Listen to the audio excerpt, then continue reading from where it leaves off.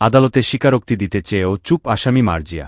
সিলেটে আলোচিত শিশু মুনতাহা হত্যা মামলার প্রধান আসামি প্রতিবেশী শামীমা বেগম মার্জিয়া পুলিশের রিমান্ডে খুনের ঘটনায় জড়িত থাকার কথা স্বীকার করেছিলেন। এমনকি আদালতে তিনি ১৬৪ ধারায় জবানবন্দি দিতেও রাজি হন বলে জানায় পুলিশ। কিন্তু রিমান্ড শেষে শনিবার মার্জিয়াকে আদালতে হাজির করার পর মুখ খোলেননি তিনি। আদালতে দীর্ঘ সময় তিনি ছিলেন চুপ।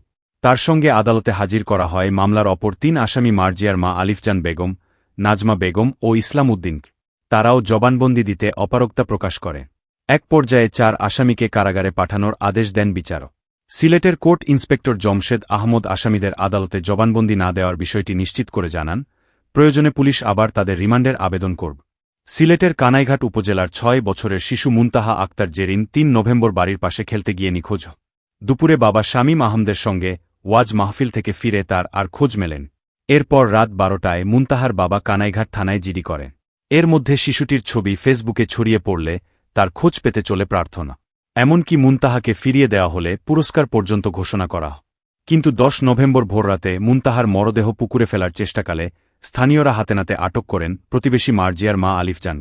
তিনি স্বীকার করেন, চুরির অপবাদ দেওয়ার ক্ষোভে মুনতাহাকে হত্যার পর মরদেহ বাড়ির পাশের একটি খালে কাদা চাপা দিয়ে রাখা হয় কদি। পরে গুম করতে সুযোগ বুঝে লাশ পুকুরে ফেলতে চেয়েছিলেন।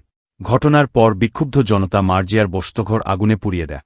এ ঘটনায় ভারারিফোদ গ্রামের মৃত ময়না মিয়ার স্ত্রী আলিফজান, তার মেয়ে মার্জিয়া, একই এলাকার ইসলাম উদ্দিন ও নাজমা বেগমকে গ্রেপ্তার করে পুলিশ।